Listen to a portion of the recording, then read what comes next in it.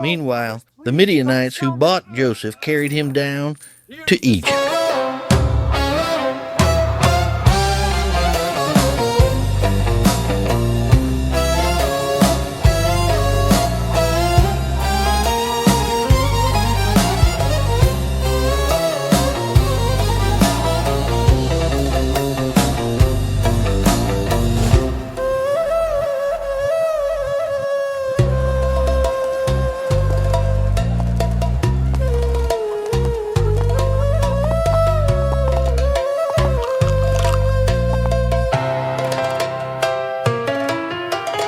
Now Joseph had been hauled down to Lost Egypt, sold off like a prize hog at the county fair, and a feller named Potiphar, an Egyptian big shot who worked as captain of Pharaoh's guard. He done bought Joseph from them Ishmaelite traders that dragged him down there.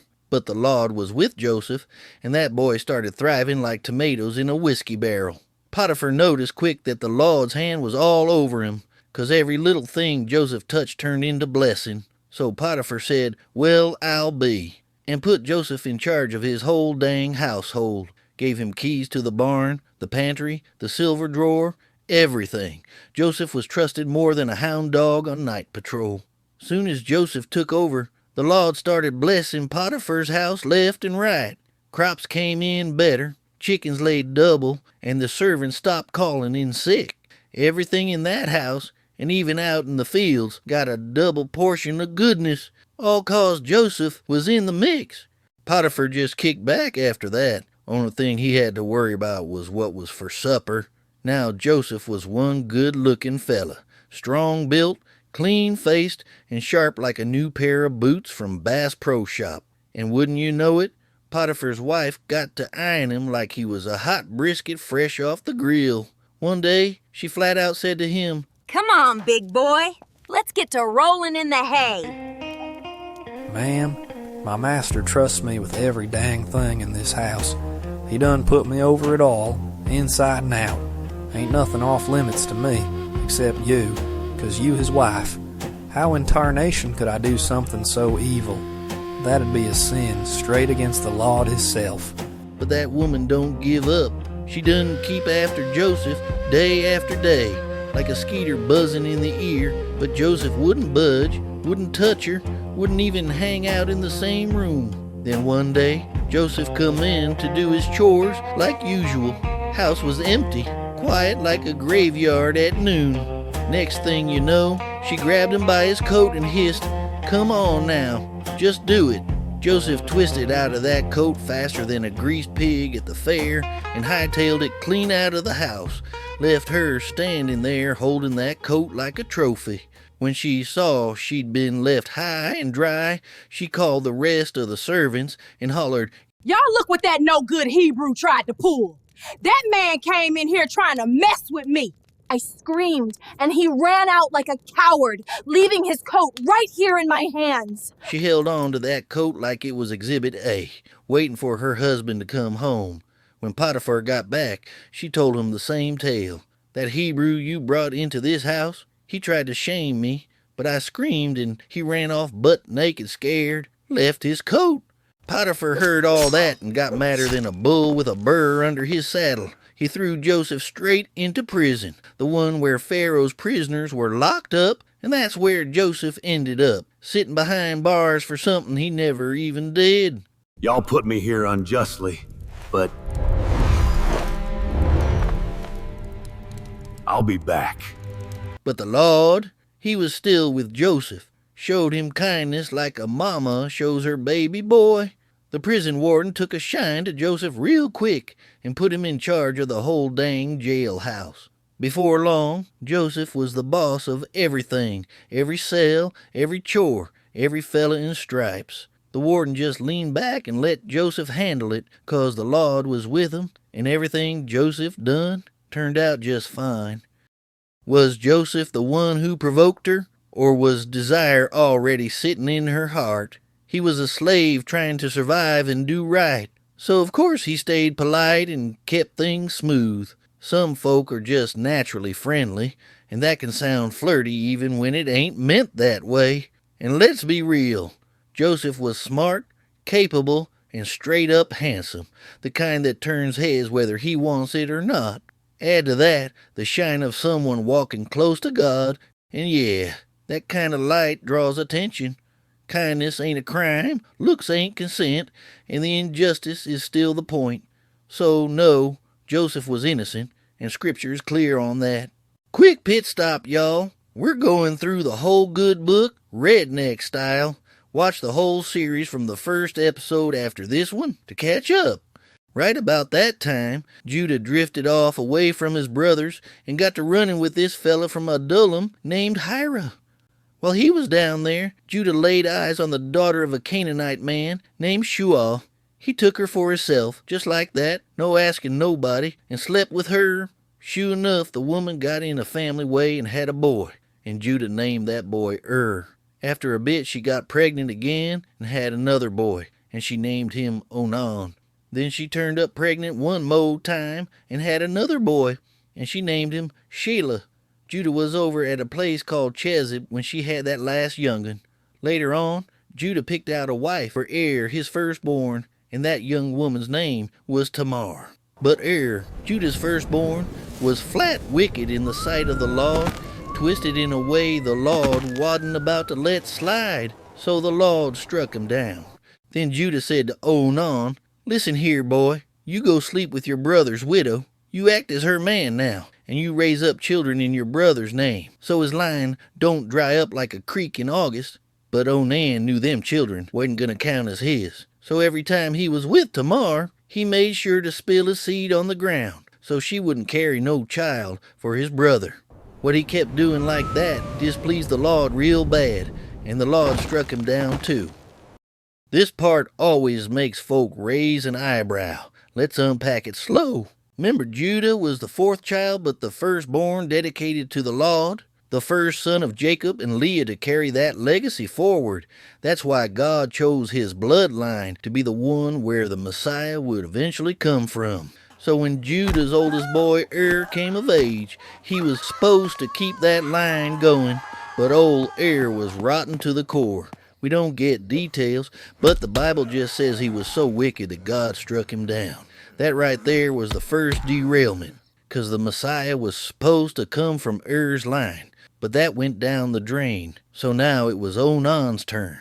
Now, in them days, they had this custom called levirate marriage. If your brother died without kids, you were supposed to marry his widow and give her a child, so your brother's name and inheritance could live on. But Onan don't want to raise no child that wouldn't carry his name, so even though he went to bed with Tamar, he made sure his seed didn't take root and threw it on the ground instead.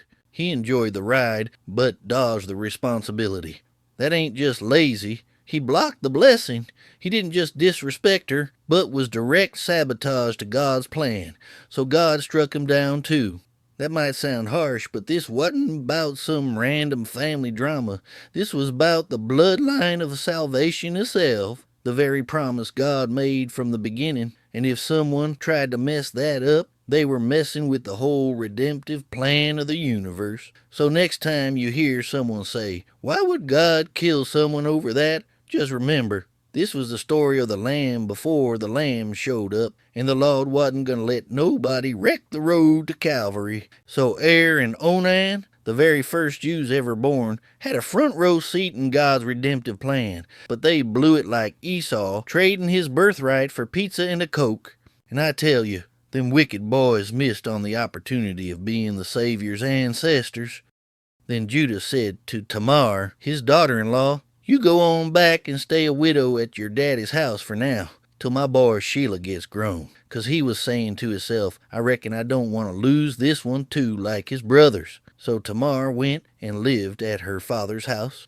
After a good long while, Judah's wife, the daughter of Shuah, died. When Judah got through mourning and his heart settled down some, he headed up to Timnath, where his sheep shearers were working, him and his buddy Hira, the Adullamite, like a couple ranchers going to check on the crew at shearing time. Word got to Tamar saying, "Look here, your father-in-law's on his way up to Timnath to shear his sheep." So she took off her widow clothes, folded up that life of mourning for a bit, covered herself with a veil, wrapped herself up good and tight, and went and sat down in an open spot by the road that leads to Timnath, 'cause she saw plain as day that Shiloh was good and grown already, but she still hadn't been given to him as a wife. When Judah saw her sitting there by the road, he figured she was some kind of harlot, 'cause her face was covered up. He turned off the road toward her and said, "Come on now,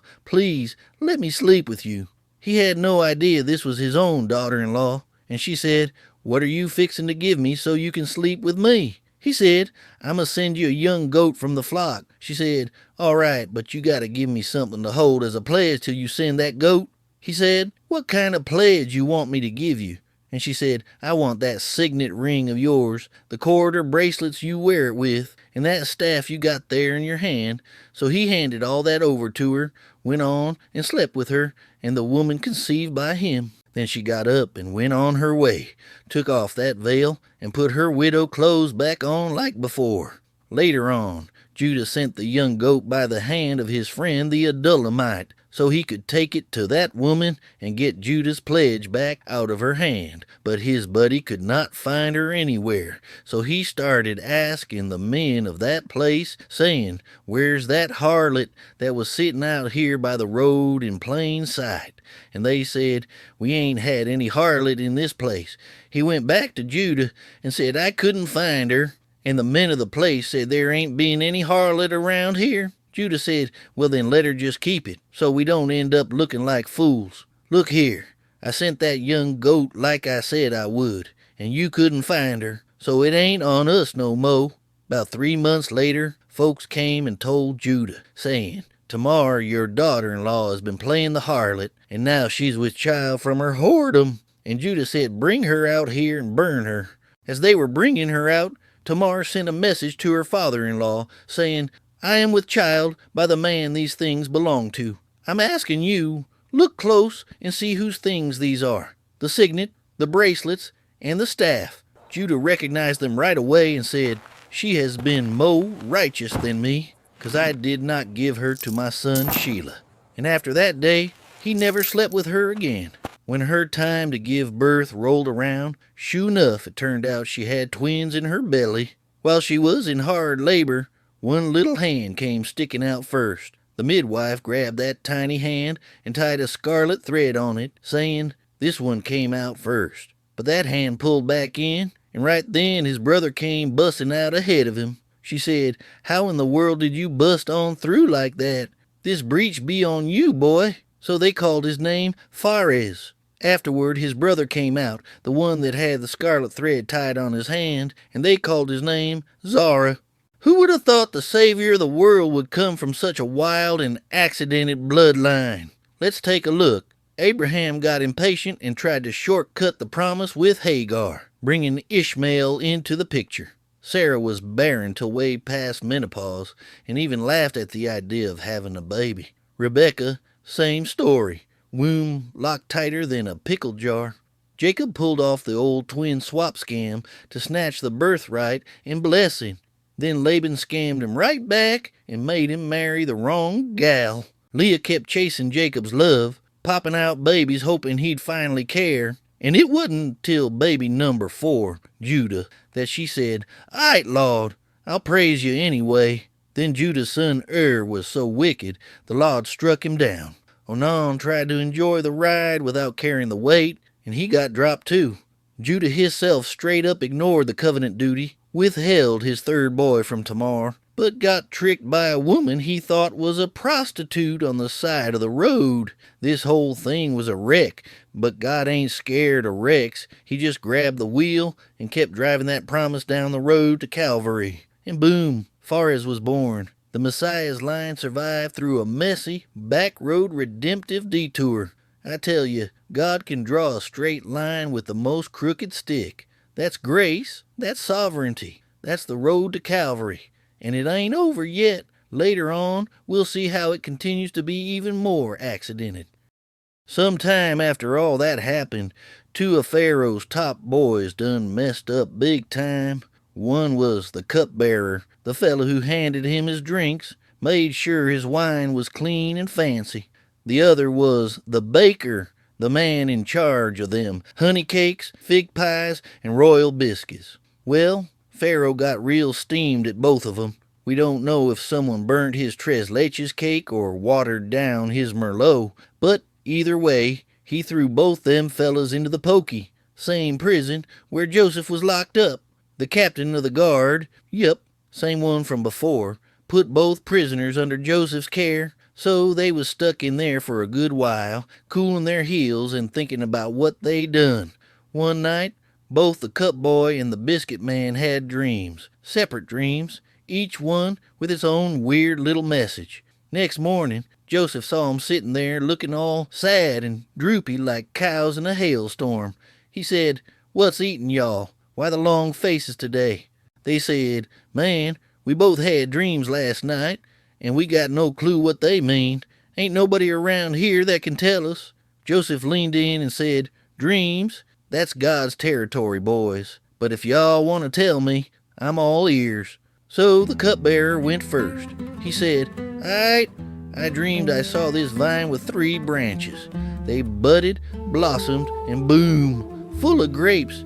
I had Pharaoh's cup in my hand, so I picked the grapes, squeezed them into the cup, and handed it right over to him like I used to." Joseph smiled and said, I got you, brother. That vine means 3 days. In 3 days. In 3 days, Pharaoh's gonna call you up front and put you right back in your old spot, handing him that fancy wine like nothing ever happened. Now listen, when that happens, don't forget me, man. Be kind. Say my name. Mention me to Pharaoh. I don't belong in here. I got snatched from the land of the Hebrews, and I ain't done nothing to deserve this jailhouse. The baker, hearing how nice that dream turned out, thought, "Well, shoot, let me try my luck." He said, "In my dream, I had 3 baskets on my head, stacking them like pancakes. Top basket was full of all kind of baked goods for Pharaoh. These dang birds kept flying down and eating the bread right out of the basket on my head." Joseph looked at him real serious and said, Well, that ain't good. he cleared his throat and said, Them 3 baskets. 3 days. But in your case, Pharaoh's gonna lift your head off, he's gonna hang you up on a pole, and the birds are gonna peck you clean. Sorry, bud. 3 days later was Pharaoh's birthday, and you better believe he threw himself a bash big one.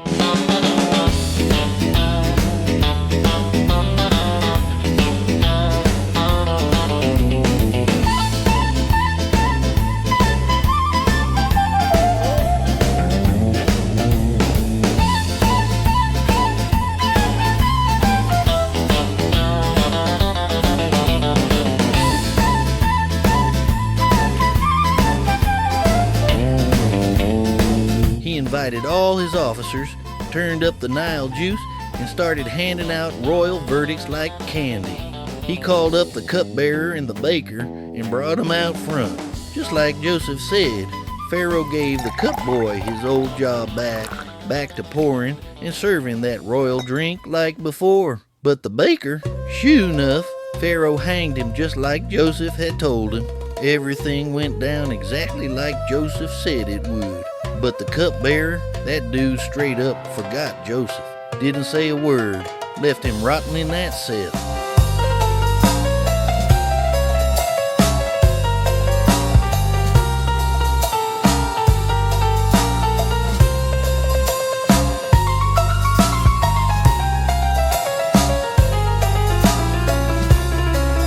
So don't be a stranger. Subscribe and turn on them notifications so you don't miss a single twist in the Redneck Bible. During season, new episodes dropping every Wednesday at high noon, Phoenix, Arizona time. And if y'all want to keep this project rolling down the dirt road like a rusty old pickup truck all the way to the apocalypse, slam them super thanks or use the link in the description, and the good Lord will multiply that seed 100-fold for you. See y'all then, and remember, if the good book's got it, we gonna read it redneck style.